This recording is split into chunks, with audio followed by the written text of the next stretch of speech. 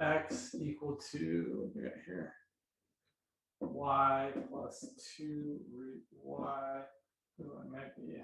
Let's be careful there, James. Or root y, and I want to revolve. I want to find y is between, I don't know, let's say 1 and 9. And I'm going to revolve that the arc about the. Let's look at both axes actually, but this one's simply using the y-axis.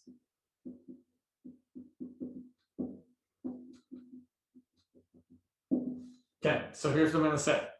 We're stuck, meaning we are stuck with x as a function of y. There is no, that's not true. You could solve for y as a function of x here if you really worked at it, but it wouldn't be nice. So I don't really recommend that, but you could if you really, really wanted to. How would you do that, you ask? You could complete the square.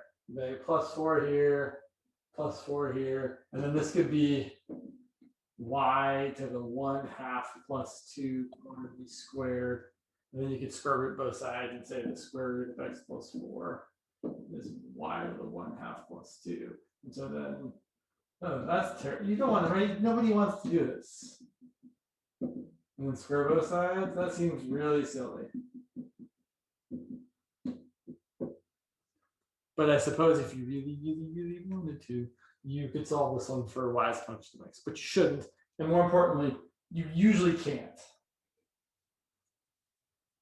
So we're stuck using dy's. If we're going to go around the y-axis, right, we've got some, I don't really know what it looks like.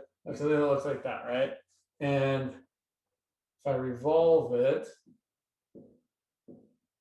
right, I've got some rubber band like that.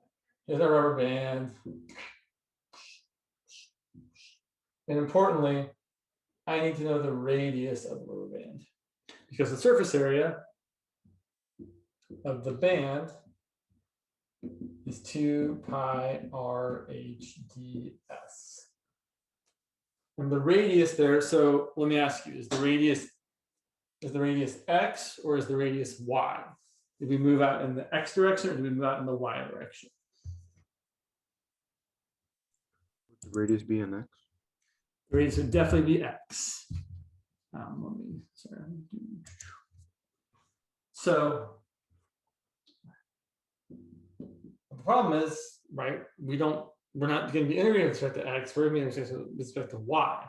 So we're going to use 2 pi x. X is equal to y plus 4 times the square root of y.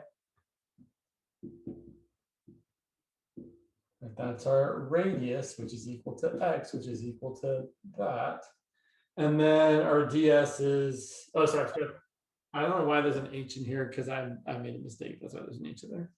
So 2 pi r ds. I was thinking probably of the shell method, and I wrote the h there. Sorry about that. And the ds is the square root of 1 plus the derivative of this squared. The derivative of this is 1 plus 4 times 1/2 y to the negative 1/2. So 2y to the negative 1/2. And we're going to square that.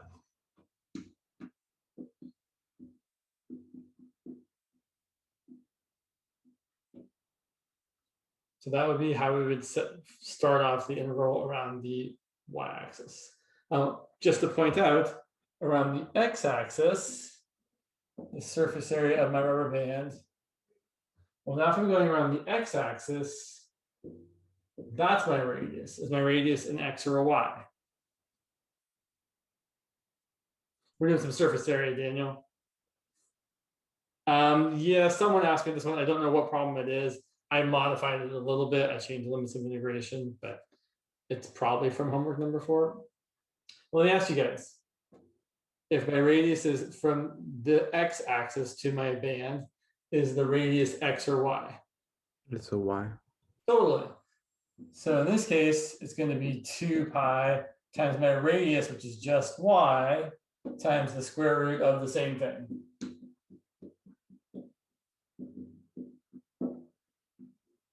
Great.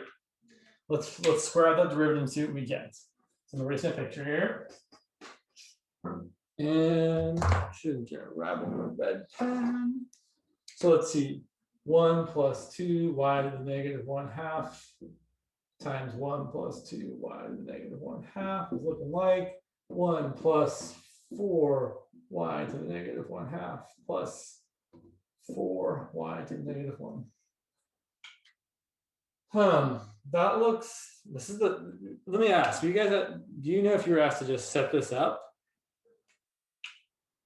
Because it's looking kind of like it might be impossible to actually solve. Well, let's take a further look just to see.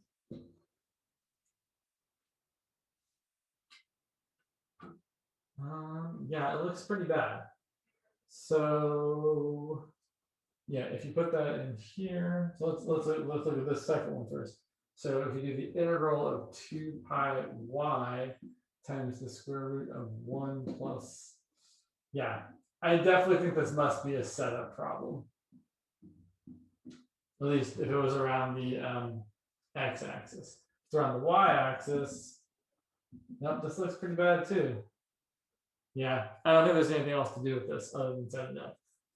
And I might not have read the problem very carefully, but that's the deal there. But again, the setup is really half the battle, right? And sometimes you're given problems just to set up that cannot be integrated. And I'm pretty sure it looks like this one would be very, very challenging to integrate, if not downright impossible. Okay. I think I had another. Oh yeah, a number of people have asked about this question. So I want to just say a few brief words about this one. It's the one where you have like the function is like e to the y plus e to the minus y over 2, and you've got y between -5 and 5, and you want to find the arc length. And somebody asked this in a discussion. I wrote something about it. There's some notation that makes this easier to deal with. So I will point out that this is what's known as the hyperbolic cosine function. And it's in, I don't remember what section of your textbook it's in. It's probably in chapter like, I don't know. Let's see. It's in, where'd you go? It's somewhere in your textbook. Channel. Well, it's hiding from me right now, but it's definitely in there. It's funny that I'm having a hard time finding it. Maybe like section 3.8, 3.10. Maybe I have an older version of the textbook. I guess it's not that important. He says he still looks for it. Anyway. And the derivative of this, f prime of y, well, the derivative e to the y is e to the y. The derivative e to the negative y is negative e to the negative y, and still divided by 2. And that's the hyperbolic sine function. And there's something really nice about the hyperbolic cosine and sine function. There's a relationship. It says this squared minus this squared is equal to 1. We could check, right? This is 1/2 e to the y plus e to the negative y squared minus 1/2 e to the y minus e to the negative y squared. I multiply this out, I get a 1/4. I get e to the 2y. I get minus 2 e to the y e to the negative y, which is just 2 times e to the 0, which is just 2. And then plus e to the negative 2y minus 1/4 times the same thing, except the middle term has a different sign. Oops, there should be a plus here and a minus there. Like that.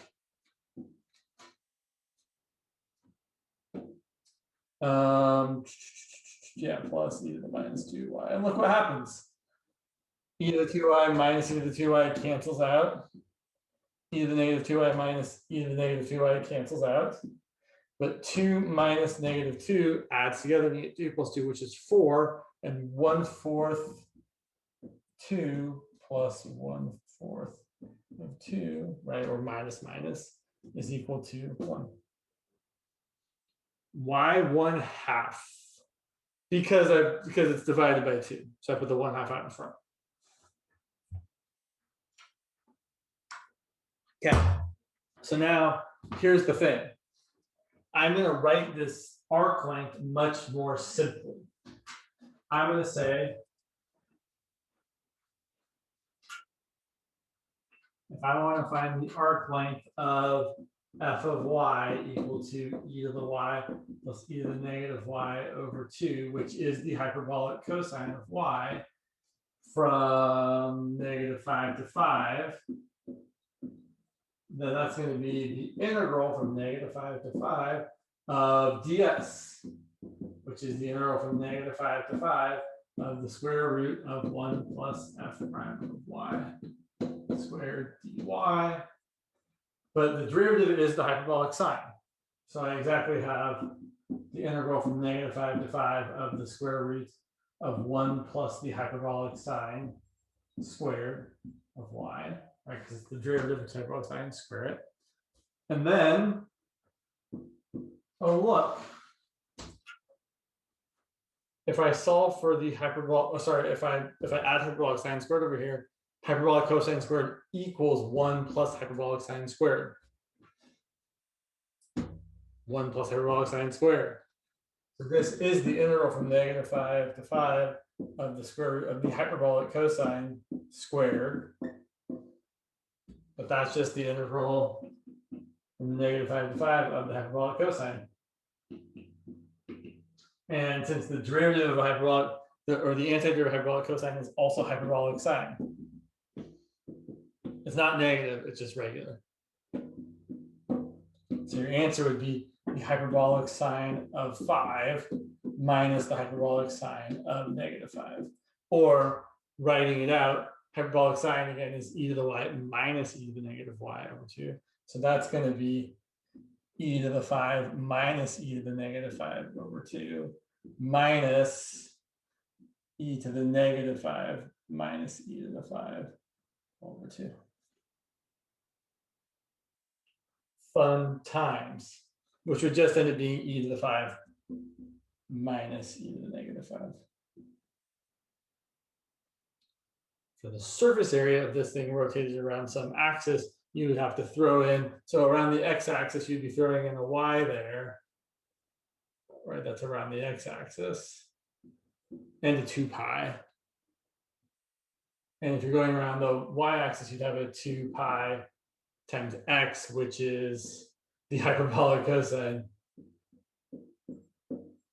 which would be a little bit crazy. Okay, yeah, good times. You don't have to do it this way, obviously, right? You can totally write it. It's just notationally a little bit simpler to write it this way, which is what I wanted to kind of point out to everybody. So we could talk about arc length all day, but I feel like we should move on and talk about work, because work is definitely on your homework assignment and you're going to talk about it in class tomorrow. I heard someone about to say something though. Yeah, James, I have a good question. So for the back side of the whiteboard, how did you substitute the hyperbolic cosine? Yeah, so, like at the very end. Yeah, you had sine h of. So I had 1 plus hyperbolic sine squared of y, and then I replaced that with hyperbolic cosine squared of y. Sorry, not x, y. These should be y's. Apologies.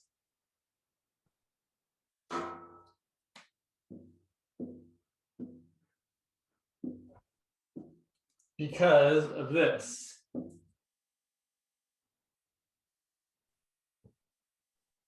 Oh, okay. Right? Hyperbolic 1 plus hyperbolic sine squared. If I add the hyperbolic sine squared over here, 1 plus hyperbolic sine squared is equal to hyperbolic cosine squared. And then like the final step was like hyperbolic sine of 5 minus sine of -5. That's because sorry, that's be hyperbolic sine. Yeah, no, that's you did the switch again from like Well, no, I didn't do I didn't switch anything. I integrated. Mhm. Antiderivative of hyperbolic cosine is hyperbolic sine. Yeah. So no switch. I just did the antiderivative. Okay. That makes sense. Okay. Yeah. So let's talk about work. So there's lots of ways that work comes up. I guess we should start.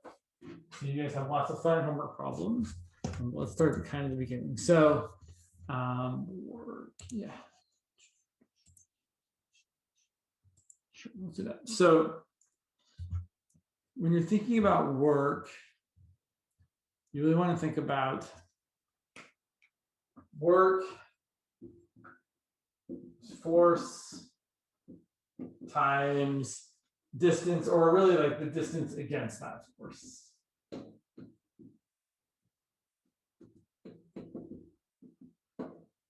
So, for example, a very easy example would be, let's say you have a 5-pound book and we lift it vertically. How many feet? I don't know, how many feet? A distance of 2 feet. I'll say 4 feet. How much work was done? Well, the work that was done, the force of the book or the weight. So I would always encourage you to remember that force and weight mean the same thing, right? A force is just a mass times an acceleration, which is what your weight is, right? In the US system, it's in pounds. In the metric system, it's in newtons, right? Which is kilograms times meters per second squared. But in the US system, it's just given in pounds, right? We don't think of there's so yeah, anyway. So work is going to be the force, 5 pounds, times the distance that 5 pounds was moved, which gives you the number 20 foot-pounds. And that is the kind of unfortunate but actual number we use, or dimension we use. Let's see what else here. Sorry, I want to make sure we got the chat available to see. Okay. On the other hand, right, you could also say if we had, say, a 10-kilogram chair lifted, I don't know, 2 meters, the work that would be done would be, again, the force times the distance. The force is not 10 kilograms, right? That's the mass of the object. The force is 10 kilograms times the acceleration due to gravity, which is 9.8 meters per second squared. That's your force times your distance of 2 meters. To end up with something terrible, you end, well, not terrible. You end up with sorry, one sec. 19.6. You end up with 196 kilograms meters per second squared times meters, or Newton meters, also known as a joule. Whoops, that's not a 6, that's a J.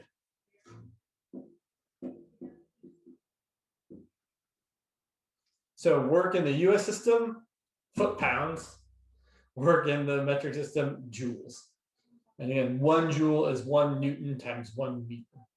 1 Newton is, so 1 joule is 1 Newton times 1 meter. And 1 Newton is 1 kilogram times 9.8 meters per, times 1 meter per second squared. Sorry, it's all ones. So joules is meters squared per second squared times kilograms. Funky. All right. So, yeah. So how come, like in the second example with a 10-kilogram chair, you multiplied it by like gravitational pull, and how come you did it for the first one? Because this 5-pound quantity already accounts for that. It's a good question. So in the US system, we don't really, I mean, we don't, if you talk about someone's weight, for example, you would say, I would say, anyone would say a person weighs, 100 pounds, 150, whatever, right? Or they weigh, you could say someone weighed, so let's say someone weighed 50 kilograms is about 110 pounds. The words we use, which are incorrect, are we often say someone weighs 50 kilograms. They don't actually weigh 50 kilograms. They have a mass of 50 kilograms, and their weight is that 50 kilograms times 9.8 meters per second squared to give us whatever that is, 98 times 5, 490 newtons. Here's the thing. Mass doesn't care about gravity, meaning if that was my mass, it wouldn't matter if I was on this planet or Jupiter or the moon. My mass in all those places, I still have the same amount of mass in my body. But the gravity on each of those planets is different. So on each of those planets, while I would still have this mass, son of a bitch, I'm sorry. It's the second time I've dropped a red pen on the floor. Oh. Where am I? Sorry, I have some fabric. Let me 1 second. Let me spray that before it becomes terrible. Excuse me, apologies. Dropping red pens. It's terrible. Okay, so, right, on any planet, the mass of 50 kilograms is always the same. But on any planet, your weight, right, is going to be different because the gravity is different. So in the US system, if you want to talk about mass in the US system is slugs, which is a terrible unit to have to deal with. But basically, right, a slug, so in the US, you could say that, and I forget exactly what it is, but I believe it's like 1 slug times 1 foot per second squared equals 1 pound.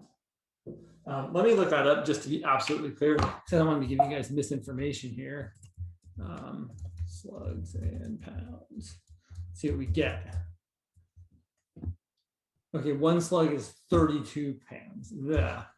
Let's see here. So let's see what a slug is defined as 1 pound. Oh, what the? Masses. Okay, so yeah. So 1 pound, yeah, is equal to, 1 pound is equal to 1 slug. It looks like that looks okay. Anyway, 1 slug is a mass that is equal to 32.1740 pounds because of how numbers work. Okay. Sure. Anyway, I wouldn't worry too much about it, to be perfectly honest. Yeah, slugs are terrible. So you can multiply a slug by a foot per second squared. Oh yeah, so then, right, yeah. So yeah, that's where the 32 is coming from because of gravity, right? So yeah. Sorry, I'm getting a little sidetracked here. It's not super important, but the point is, right, that if you were given a problem and you're asked to find work, if you're given pounds, pounds is already a measurement of force. So you don't have to multiply by gravity. On the other hand, if you're given kilograms, kilograms is not a measurement of force, it's a measurement of weight. And you will have to multiply kilograms by acceleration due to gravity in the metric system, which is 9.8 meters per second squared. So be aware of it. Let's take a look at some examples. Some examples actually that don't kind of get into that just yet. So a lot of the idea behind calculating work is trying to figure out how to multiply the force times the distance correctly. Because a lot of the time, either the force that's being exerted is going to be variable depending on how far the distance is, or the distance that the thing travels at a certain force is going to vary depending on what the force is. So let's talk about springs. You ever stretched a spring? You might have noticed that the more you stretch it, the kind of harder it gets to stretch, or the more you push it in, right? Because sometimes they're really hard to push in. Basically, this idea that the resistance changes over the distance stretched is called Hooke's law. So what we have here is that the force, and that's the force required to hold a spring stretched,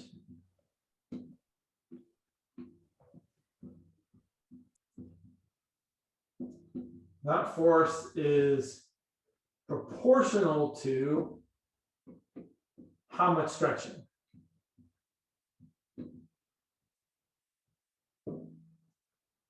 So, and this number K, the proportionality constant, is the spring constant, and it's different for every spring. But basically, the amount of force it takes to hold a spring stretched at a certain length is just some constant times the number x. So let's look at an example. Let's say 20 newtons of force are needed to stretch a spring. And what do we got here? From its natural length what have we got here? 5 meters to 7 meters. We're going to answer 2 questions. First, what is the constant K? So here's our equation. Force equals K times the distance stretched. So what's the force? The force is 20 newtons. Let me ask you guys, how far has the spring been stretched? 2 meters. Right. So then our K value, and I don't really care about the units. K is 20 divided by 2. You could throw in newtons per meter if you really wanted to. K is 10. Yeah. A newton meter, yeah, right. Again, 1 newton is a kilogram times meter per second squared. So newton divided by meter is just kilograms per second squared, which doesn't really feel like a very meaningful unit, right? Kilograms per second squared, it's like, huh? So I wouldn't sweat that too much. The second question I want to ask is, this is where things are a little more interesting. How much work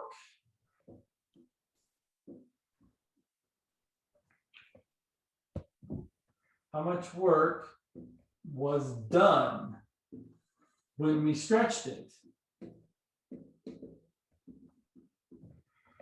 from from 5 meters to 7 meters. Okay, so here's the wrong answer. The wrong answer would be to say, okay, well the force was 20, right? The distance was 2. 20 times 2 is 40. 40 is not the right answer. I was looking at 40, like there was a 40 there, but that's not the right answer. Good. So the thing is, right, the force isn't always 20 newtons, right? The force varies depending on how far it's stretched out. So here, I'm going to draw a little picture here. Here's my spring. Here's its natural length of 5 meters. And here's its stretched out length of 7 meters.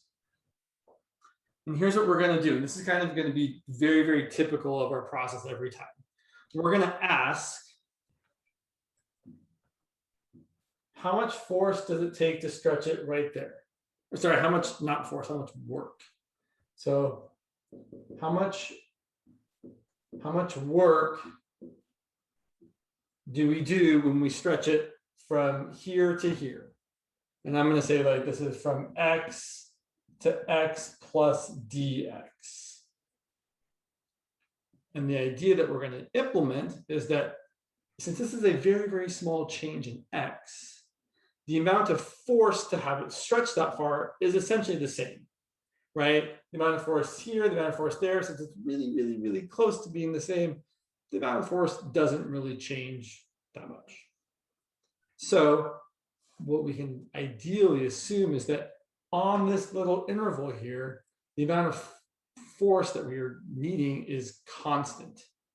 And so then the work for that small little interval is going to be the force times the distance traveled. The force is essentially constant. Oh, what is the force? Well, the force is however far we've traveled times k. Right, so the force here is, sorry, I don't know. Kx, right? We're a distance of x. So the force required is k times x because of what Hooke's law says, which in our particular problem is 10x. And the distance it's going to travel is dx. So let me say this again. Well, not again, maybe. The work it takes to move this, to stretch the spring from here to here, right? The work required is that amount. But I want to know what all of the work required is. Like, I want to know how much work it takes to stretch from here to here, and then add from here to here, and then add from here to here, and then keep adding up all the little amounts. Well, if I want to add up all of the works, what am I going to do? You guys know what we do when we add up a bunch of small things. We integrate. Right. So we're going to find the integral of 10x dx from, okay, from x equals what? This is kind of a trick question. Yeah, it's like I said, it's a trick. I'm not going to answer that.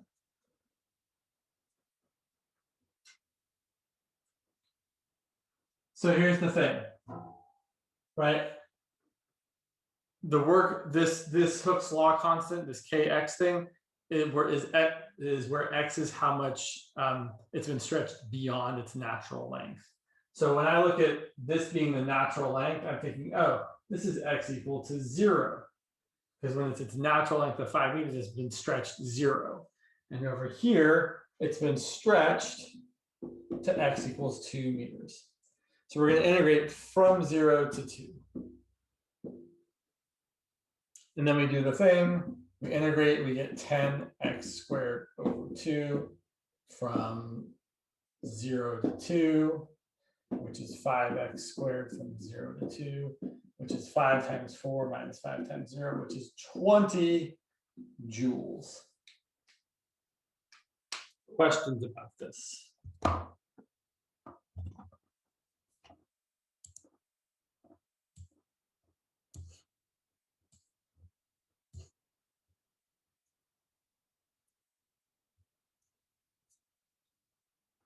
Oh yeah, we're definitely going to need more examples.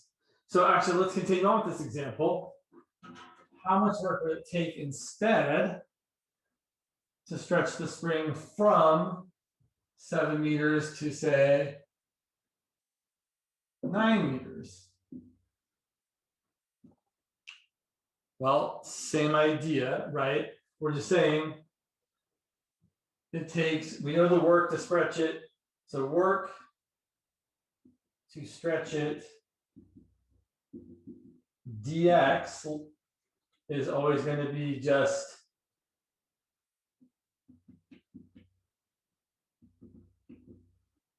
the force, which is kx times the distance it's moving, which is dx. And then we're going to integrate.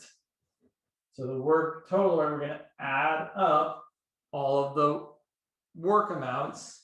And we're going to start at x equals 2, because that's how far it's been stretched. And we're going to go to x equals 4. because that's how much further from its natural length we have stretched it.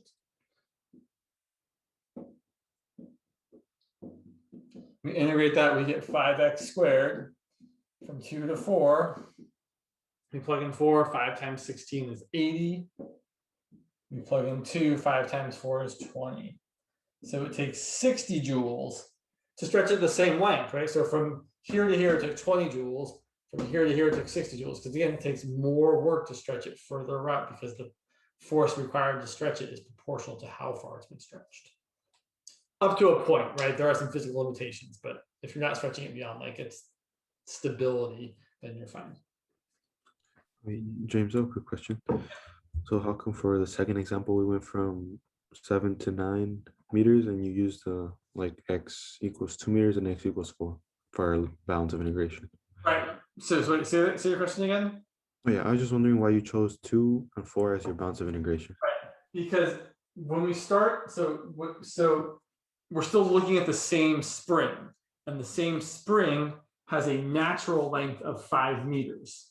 So if you're saying I want to stretch it from a length of 7 meters to a length of 9 meters, you're saying I want to stretch it from a length of 2 meters beyond its natural length to 4 meters beyond its natural length. Oh, okay, yeah, that makes sense. So its natural length, it's had 0 stretching. At 7 meters, it's had 2 meters of stretching. At 9 meters, it's had 4 meters of stretching. Yeah, that makes sense. Thank you, James. Yeah.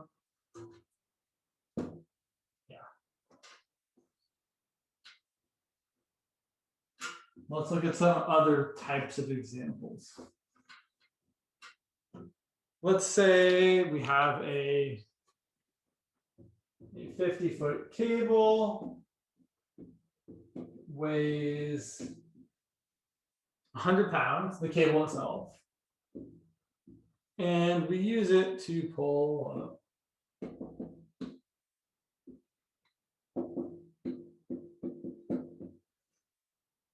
an elevator that weighs 1,000 pounds. How much work is required to pull both the cable and the elevator to the top of the building?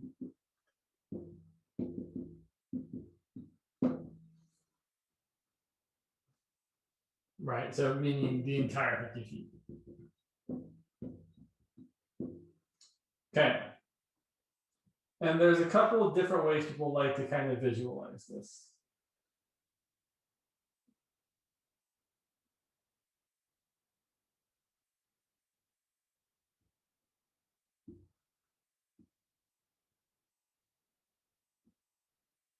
Let's talk about the elevator itself first.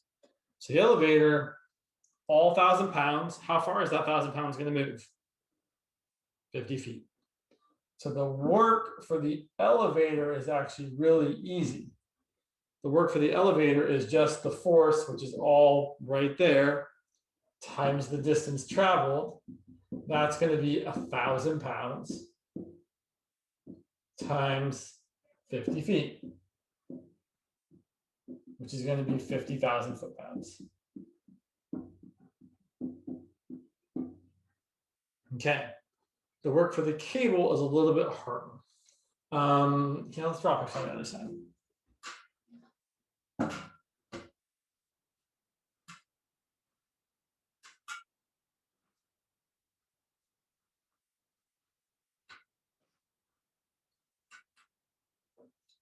So I've got this cable, and I want to think about a small piece of it.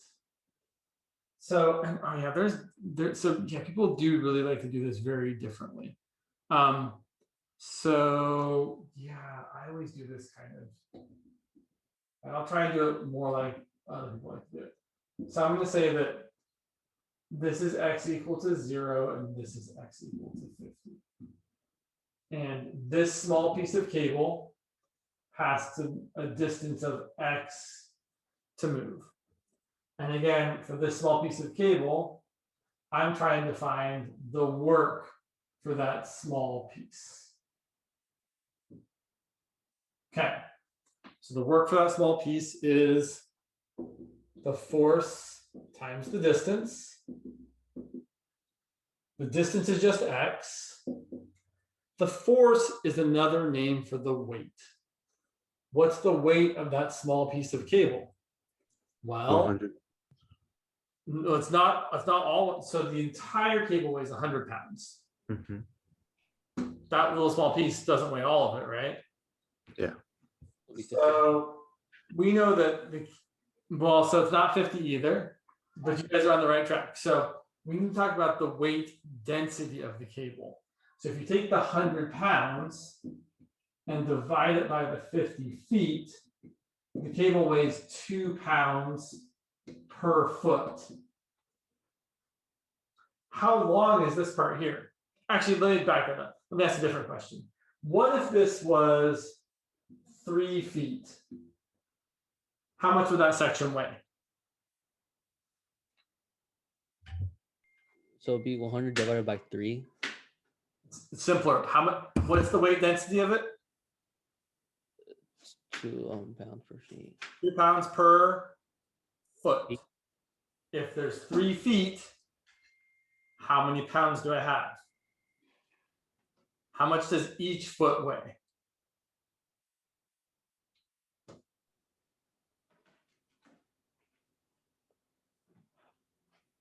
Oh, 2 pounds per foot.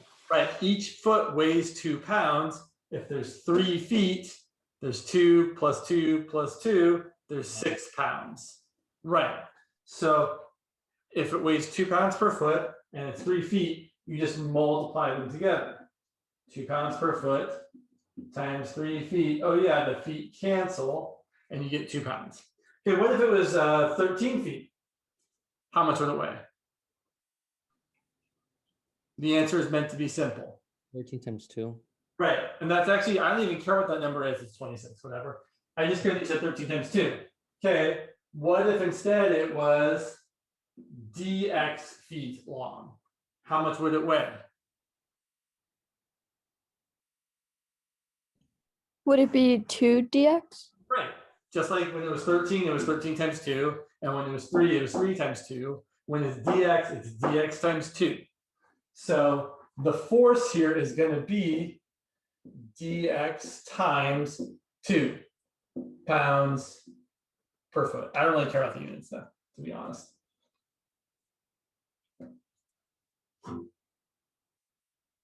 Okay, so that's how much work it takes to move that piece a distance of x. But now we want to move all of the pieces their various distance of x. So to find the total work, we're going to say it's the integral from, well, we have a piece up here where x equals 0. We got a piece down here where x equals 50. From x equals 0 to x equals 50 of 2 dx times x. I'm going to write it as 2x dx. So that's going to be the integral, that's x squared from 0 to 50, which is going to be 2,500 minus 0. So that's 2,500 foot-pounds. There was something else I wanted to say here. Oh yeah, and then we have to add them together, right? Because we have this plus the work for the elevator. So the total work is this 50,000 plus the 2,500 we just found, which is 52,500. Like that. I have to think for just one moment here. Give me a second.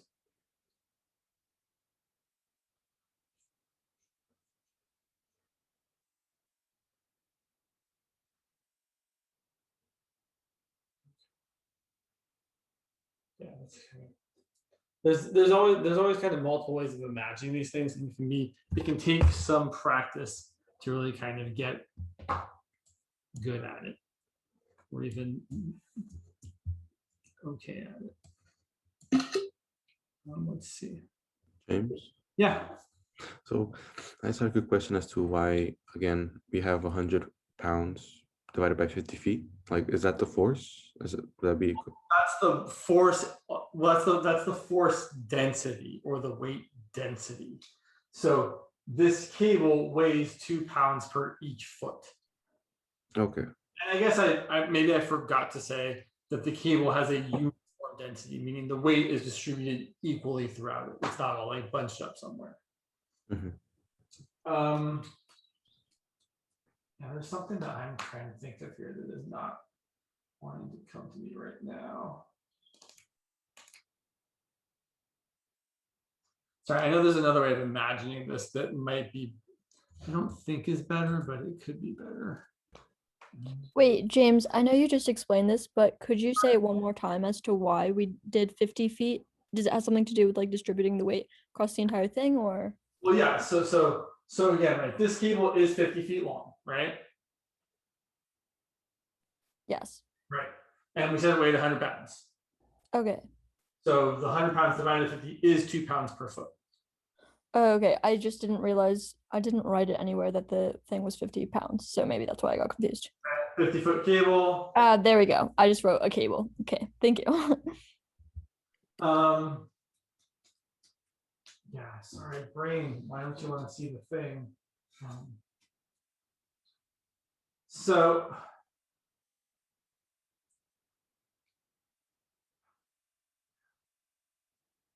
sometimes, so the point I want to make between this problem and the previous one we did is sometimes the dx is part of the force, right? In this problem, the force of the thing was 2 pounds per foot times dx feet.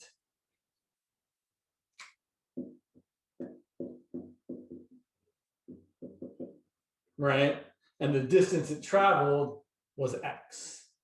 On the other hand, on the previous problem that I erased, the force was k times x, and the distance it traveled was dx. So sometimes you have to be able to kind of think either way about a thing, depending on what is more convenient to use. And I know I used to be able to think about this one a different way, and I've totally forgotten how to do it. I don't think that's what's important right this minute, though, so I think I'm going to just hold off for a second. So let's go ahead and look at another example.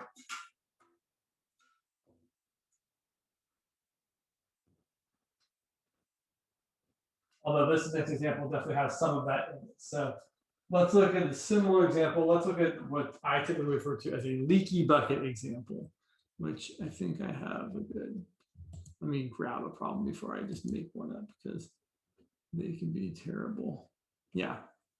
So let's say we've got this, a leaky bucket.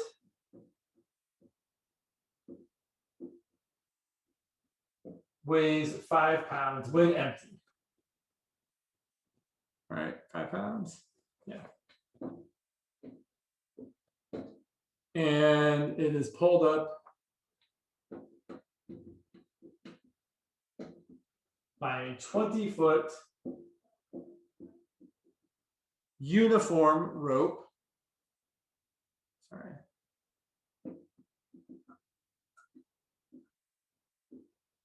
Weighing also 5 pounds total. Not 51. No, that's 5 pounds. And the question is, sorry, I keep losing my spot here. The bucket initially is full. It starts with 16 pounds of water at the bottom of the 20-foot well.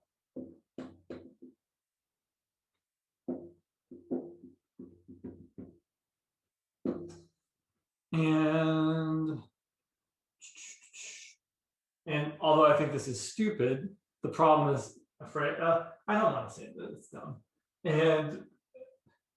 And has 8 pounds of water when it reaches the top.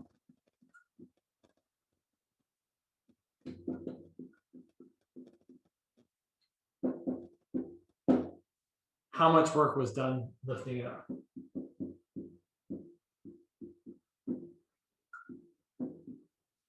Okay, so there's three components to consider. There's the bucket itself, the water in it, and the rope. One of those is really easy. The work for the bucket straight up weighs 5 pounds, isn't changing. The bucket is traveling a distance of 20 feet. So it's going to be 100 foot-pounds. Okay, the rope is a little bit more work. I know it's terrible. Someone just left because I made a terrible joke.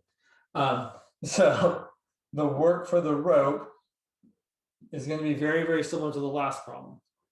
We're going to say now, I usually like to set these up slightly differently. So the last one was set up so that 0 was up here and 50 was down here. I typically like to set it up so that 0 is at the bottom.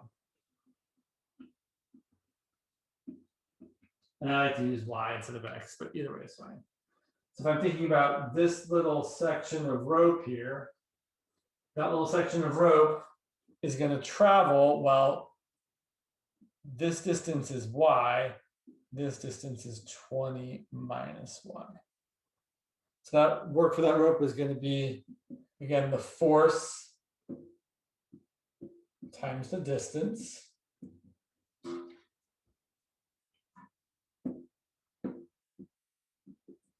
The force or the weight of that little slice of rope is the density of the rope. So the density of the rope is 20 feet long and weighs 5 feet. So the density of the rope is 5 pounds per 20 feet times how long that piece of rope is, which is dy feet. So the force here is 1/4 of a pound times dy. That's the weight of that little section of rope. The distance that piece of rope is going to travel is 20 minus Y feet. So the total work for the rope is going to be the integral from, well, Y can be as low as 0 to as high as 20 of 1/4, I don't need the pounds, 1/4 dy times 20 minus Y.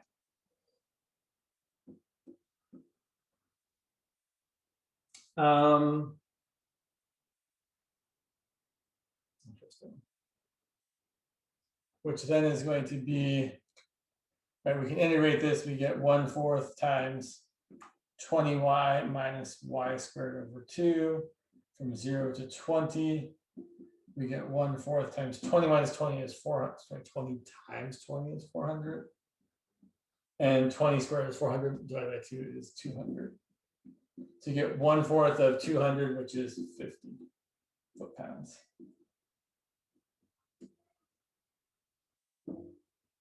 And now we have to talk about the water. Again, before I talk about the water, are there questions about the rope? Yes, James, I have a good question. So why did you decide to put y equals 0 at the bottom and then negative y equals 20 at the top again? I like to do it, but I can totally show you it's the same to do it the other way. So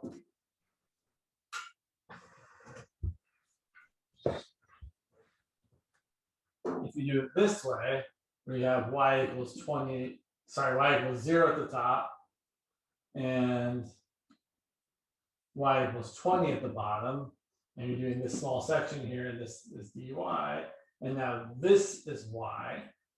We're going to do the integral of, well, it's still going to be 1/4 dy, still going to be the weight of the small piece of rope, and the distance it's going to travel is going to be y now. Still from 0 to 20, because y can be as small as 0 or as big as 20. That's going to be 1/4 y squared over 2 from 0 to 20. And when you plug in 20, you get 1/4 of 20 squared is 400 over 2. 400 divided by 4 is 100. 100 divided by 2 is 50.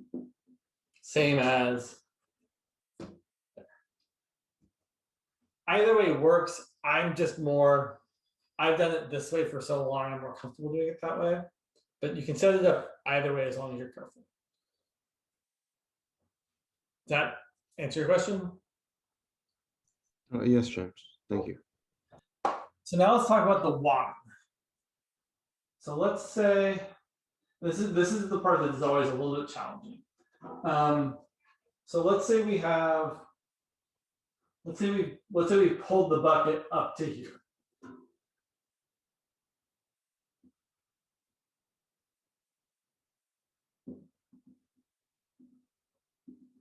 And do you guys have a preference as to how I set this up? Do you want y equals 0 up here, or do you want y equals 20 up here?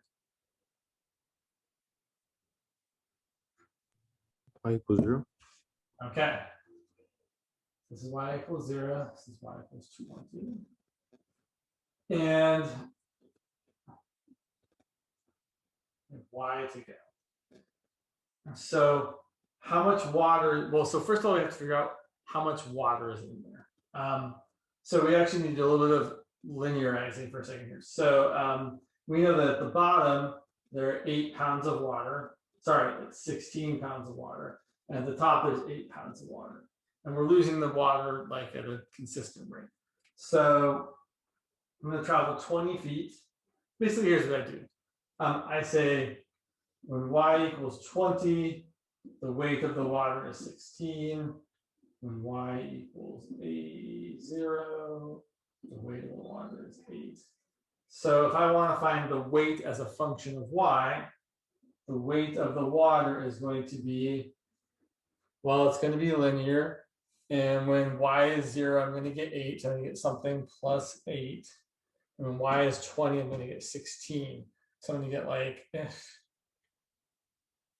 20 over 8. No, wait, sorry, 16 over 20. Is that right? Probably not. If y is 20, I want to get 16. That looks, so I know that was not the most straightforward way of doing it, but really, I mean, really what I'm doing is I'm finding the equation of the line. I'm saying, okay, if I'm doing weight is the output, y is the input, I've got at y equals 0, w is 8. At y equals 20, w is 16. And I'm just finding the equation of that line. So the slope is 16 minus 8 over 20 minus 0, which is 8 over 20, which is my slope right there. And my intercept is 8 right there. So hopefully that's not too terrible for anybody. I always feel like it's weird to do. So here's what I know. When, except I've done this. No, I guess that's fine. Yeah. So, right. So we're up here. And this is where I might take a second because this part always this part takes practice to get right. So from here to here,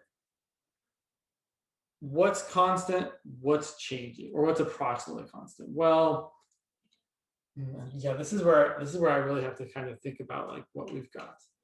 So I'm looking at the water. I'm looking at the force times the distance. So yeah, my brain always wants to do this in a weird way. So in the previous one, right, the force was kind of the constant thing, and the distance it traveled was 20 minus y, or y. Here, the force is going to be, well, it's the weight of the water. So when we still have y to go, the weight of the water is this right here, 8 over 20y plus 8.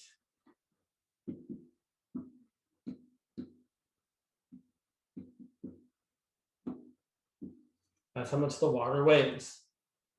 How far is it going to travel? It's going to travel dy.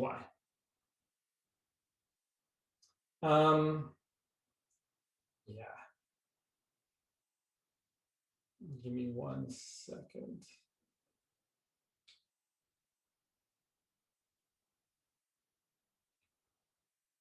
It's not gonna, yeah. Okay. Sorry, this always gets, every time I teach this, I'm like, this is weird. We got to think about it for a second. Sorry, this is the force. That's the distance that little force is traveling because it's not changing. Or the other way to think about it is,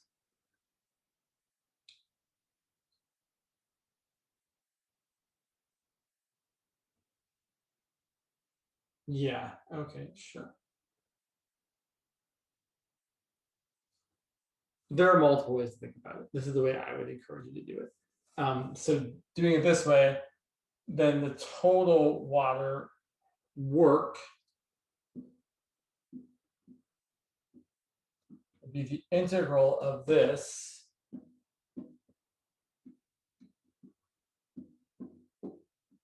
from 0 to 20. So this reduces, right? 8/20 reduces to 2/5. So we get 2/5 y squared over 2 plus 8y from 0 to 20. Plugging in 20, canceling the 2, you get 400 over 5, which is 80, plus 8 times 20, which is 160, so 240. So the total work done would be 100 plus 50 plus 240, which would be 390 foot-pounds of work. Whew. Bit much. So the idea that I want to kind of stress is you're always kind of thinking about a small amount. And sometimes that small amount is how far it's traveling. Sometimes that small amount is the weight of that small section. So I just want to point out, because I do think it's worthwhile, you could have done this one slightly differently. And I'm worried I'm going to mess it up, but I'm still going to try it anyway. You could have said, instead of thinking of this as a constant weight that's traveling a small distance, you could say, well, the weight of this small section is going to travel this distance y. So another way to do it would be to say the force times the distance is going to be, all right, well, the distance, that's going to be y now. And I'm already worried because it's looking like it's not going to turn out right, but I'm still going to try it. I might want that still. That's fine. And the weight of the water, that's see, that's where it's a problem, and I don't think we can actually do it that way, because the thing is, right, the small, it doesn't matter how long this little section is, the weight of the water is just what's in the bucket. So the length of the rope doesn't really affect it. So I think we kind of are forced to do this one this way, the way we did it. What I'm trying to wrap my brain around, and I think if I remember it, is you can do the rope part differently. So let me talk about that just for a second so that it's a little bit more clear. So instead of saying, yeah, I remember now. So instead of saying the rope weighs 1/4, this section of rope weighs 1/4 dy pounds, and it's traveling y feet, you can instead say, well,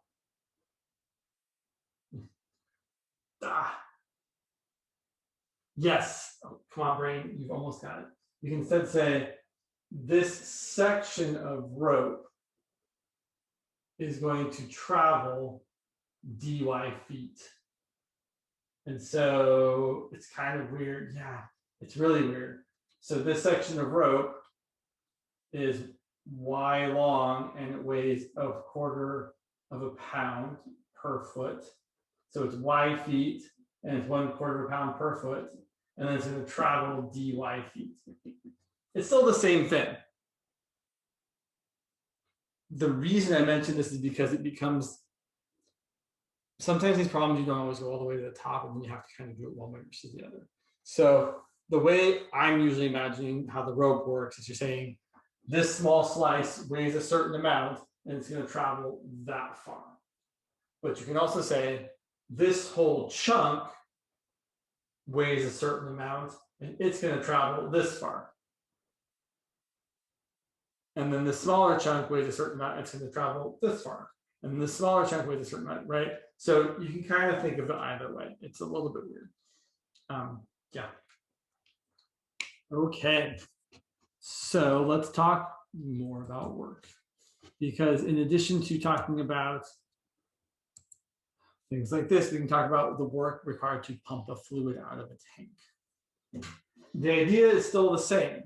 You're still talking about how much weight times how far that weight has traveled, or how much force times how far that force has traveled. But I really, I would really encourage everybody to make it clear in their brains that force is just a fancy, mathy word for weight. So if you're saying, I want to find work, which is force times distance, you're saying, I want to find how much something weighs times how far it traveled. Let's look at the following. Let's go there on the start. Yeah, sure. Find the work required to pump water out of a 6-foot radius hemisphere.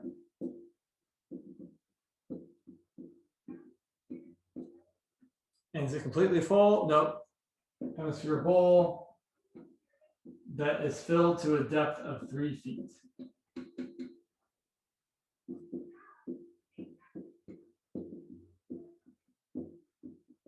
Okay, so here's the picture of what's happening, right? We've got our hemispherical bowl. And it's 6 feet in radius. So let's draw the radius here.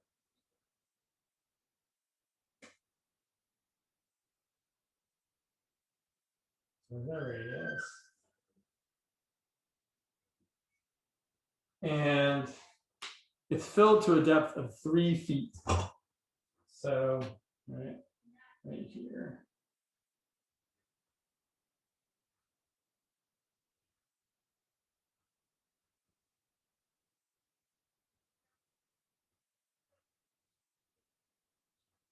And I want to know how much work it takes to pump all that water out the top.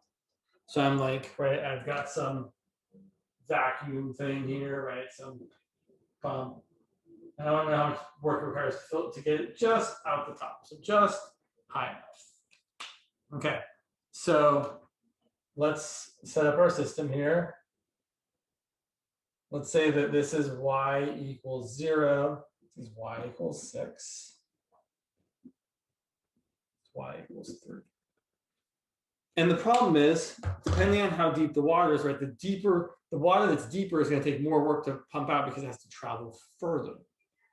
So I need to take a slice of water that is all the same depth. Let's look at this slice of water.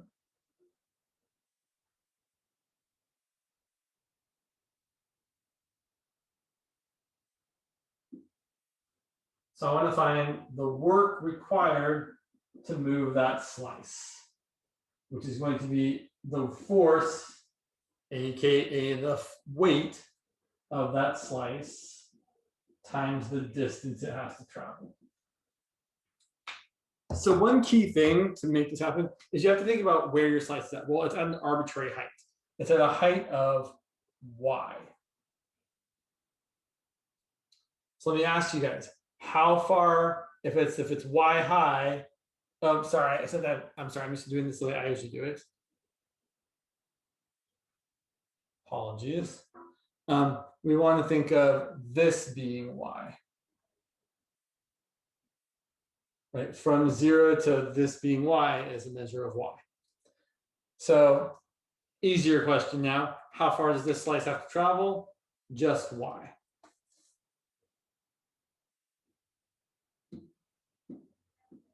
Okay, what's the weight of that slice? Well, weight or force is volume times density. and the density of water is 62.5 pounds per cubic foot. Typically 62.4, so 60.5. I'm 60.5. So we have to find how much the volume of that water is, though. So I need to find the radius of this disk.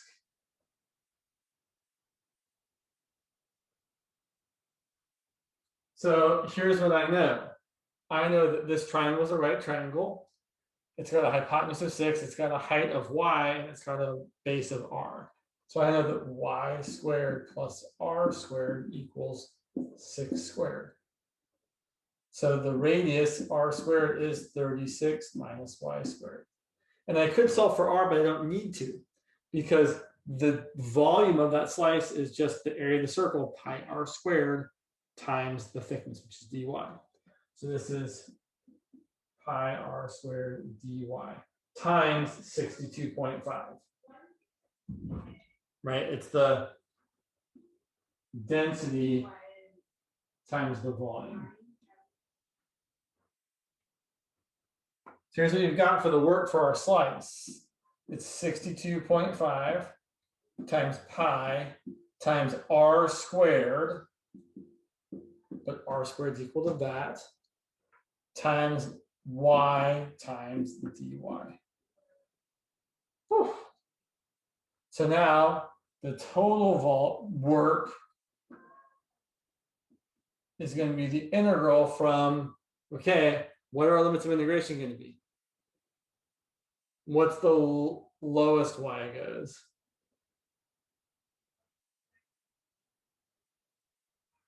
Savannah, I'm not sure if that's an answer to this question or the previous question, but I'll take it. It's 6, and the highest it goes. So actually, we have to integrate from 3 to 6 because we're thinking of going this way, although it's kind of funky to go that way. It doesn't really matter, right? We're just saying, okay, at this depth, how much work does it take to pump that out? Well, we're at y equals 3.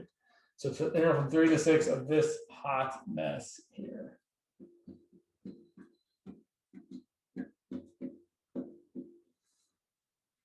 Again, I'm going to say for the work is force times distance. Force, aka weight, is density times volume.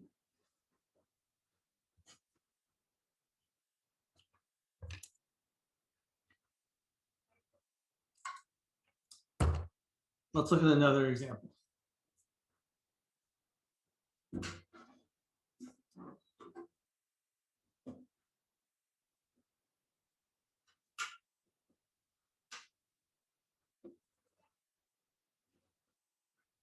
Let's say we have a cylindrical tank, half full of water.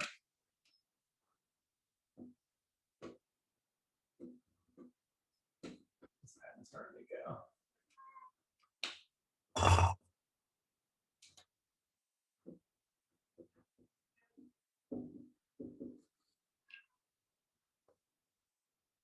And the density of water in the metric system is 1,000 kilograms per meters cubed.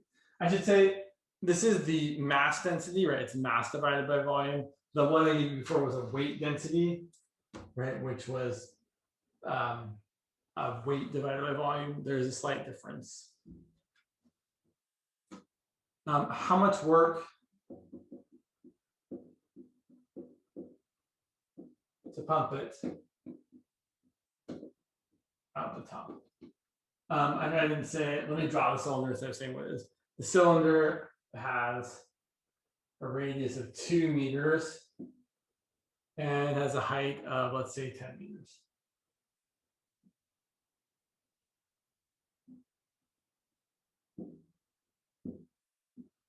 And it's half full.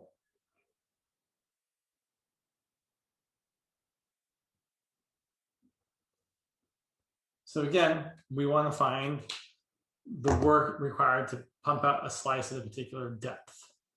So here's my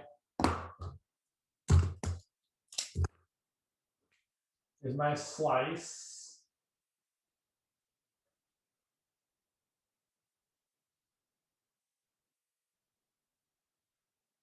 At a depth of y. Well, I should clarify, right? It's not actually the depth of y.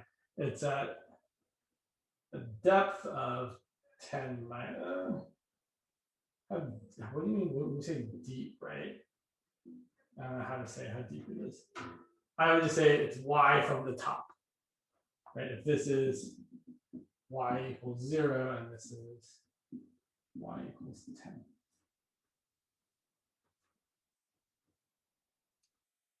All right, so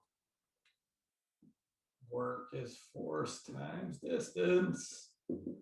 The force is density times, well, here since it's weight density, it's density times gravity times volume, right? Because the density times the gravity, that'll give me the weight density. And then times the distance, which is just going to be y. Right? This slice has y to travel. Right, so let's see, the density is 1,000. Gravity is 9.8. The volume again is pi times r squared times dy times y. Here, it's much easier than the previous one because the radius isn't changing, right? Unlike this previous example where the higher up you are, the wider the circle is. Here, the radius is just 2. So that's going to be pi times 4.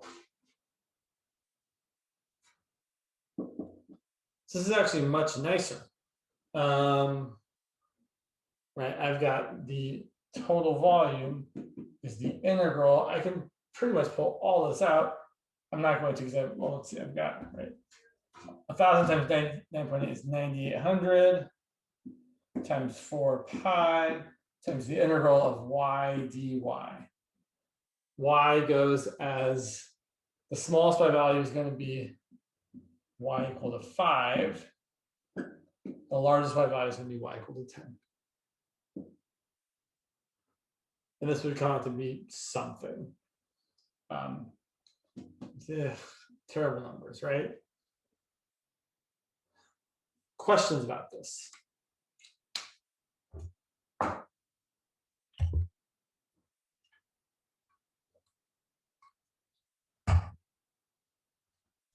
James, Yeah. so the pi times 4, that's from our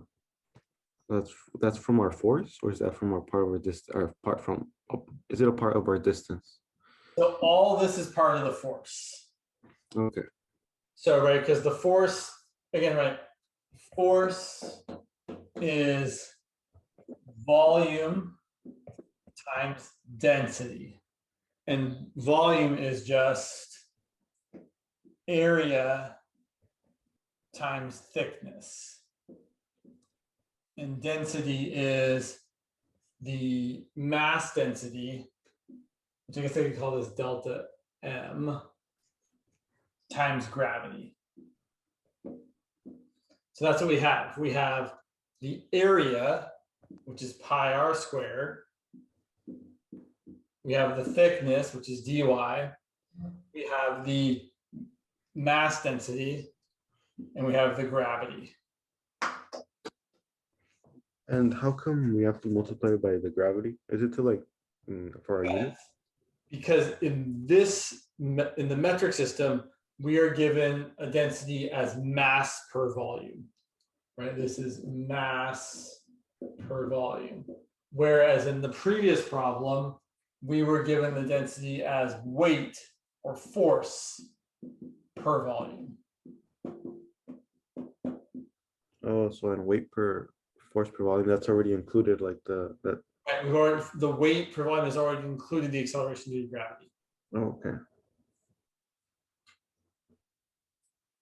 So that's how we do this problem. What happens if we tip the container on its side? Well, things get a lot more complicated.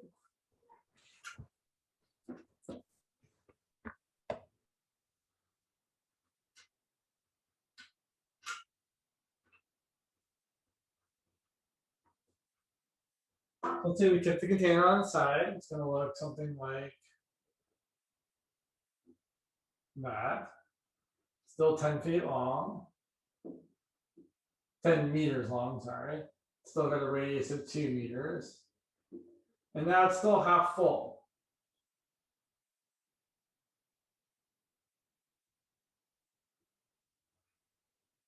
Oh, there's the backside of it, sorry. Right, now my picture is not great, as is to be expected, right? So there's our half full cylinder. And let's actually look at it from the front. So meaning, if I look at it from here, it's half full, so it looks like that. And now, if I want to pump it all at the top, right, so I want to get it all to a height like this high, which, right, that's going to be 2 meters.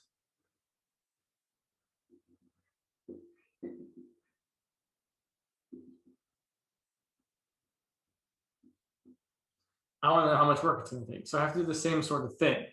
I have to draw essentially a slice that's all the same depth. So that slice there, which I should have drawn in red, let me erase that and draw it in red. So this front view of the slice here is like this slice I'm about to draw right here.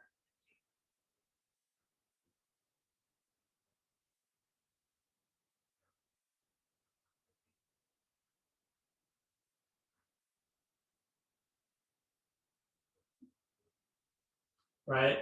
So we need to find the volume of that slice. That's not too bad, it's just a rectangle. The volume of that slice is, well, this length is certainly 10. And let's call this, I don't know, let's call this x the moment, so that this length here is 2x. So the volume of our slice is 2x times 10 times the thickness, which is what? D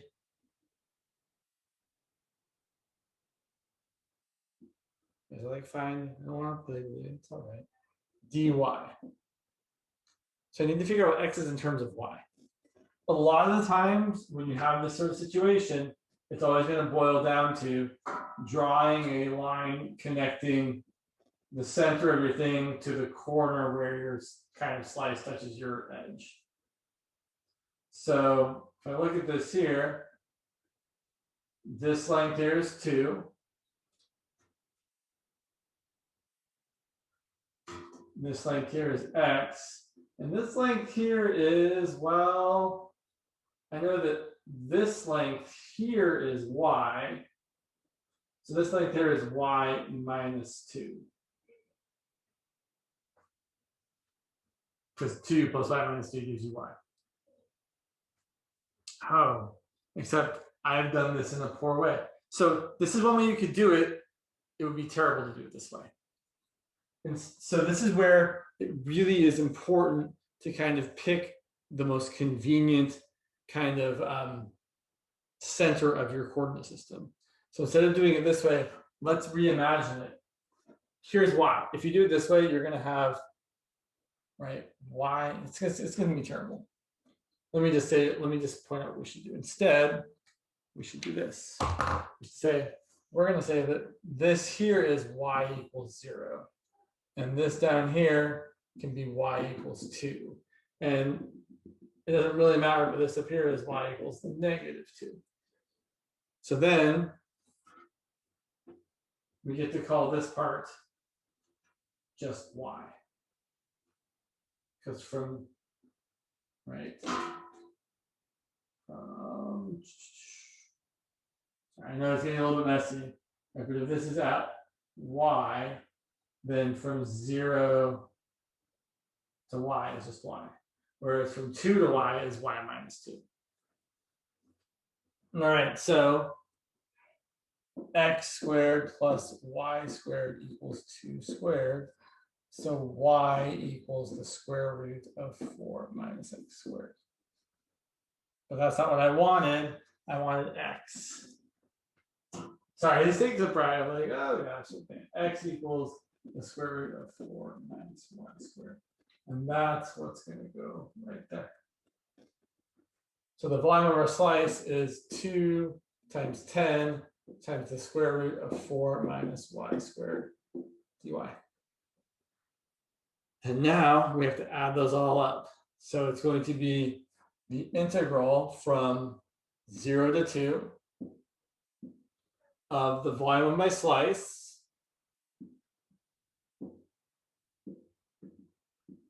we forgot the distance and the density. We need to, I'm out of room.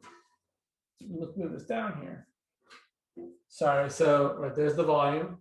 The density of water is still 1,000 kilograms per meters cubed times 9.8 meters per second squared, or 9,800. And the distance it's going to have to travel, well, again, this slice at this depth of y is going to have to travel a distance of 2 plus y, because it's going all the way up the top.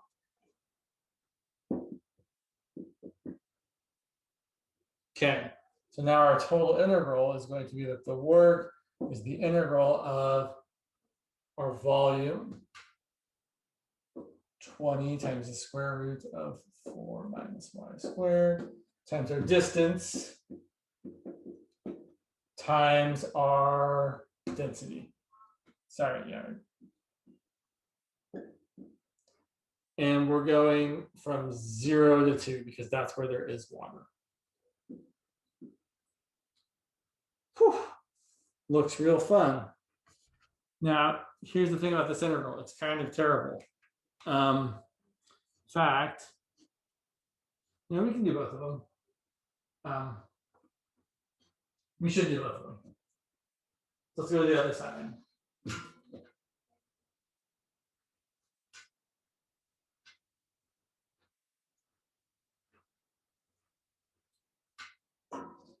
Let's see what we've got. We've got that.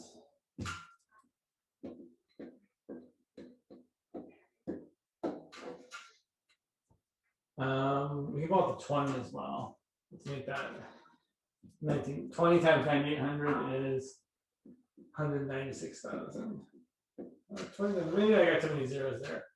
2 times that. No, that's right. And then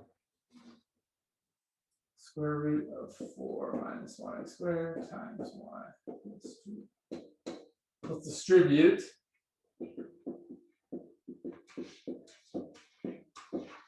We got y times the square root of 4 minus y squared plus 2 times the square root of 4 minus y squared. And then let's break it up into two integrals.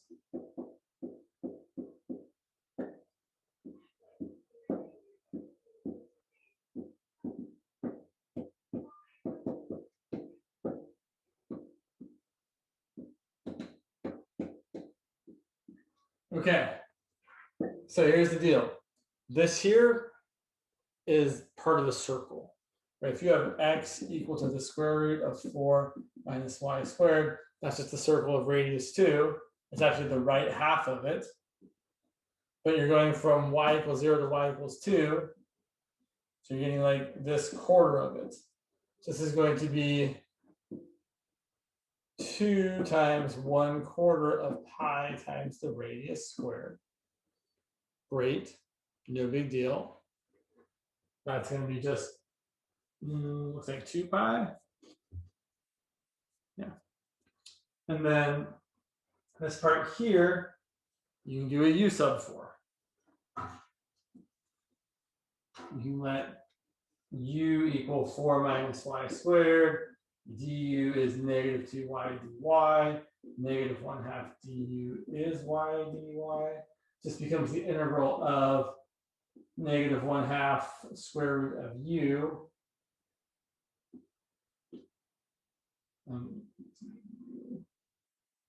My new limits of integration are if y is 0, u is 4. If y is 2, u is 0. So flipping that, that's going to be plus 1/2 integral from 0 to 4 of u to the 1/2 du, which ends up being 1/2 u to the 3/2 times 2/3 from 0 to 4, which the 2's cancel, and you get 1/3. U to the 3/2 is, sorry, 4 to the 3/2 is 2 to the 3rd is 8, minus 0. So this integral is 8/3. And so your final answer is dumb, but it is not 196,000 times 8/3 plus 2 pi.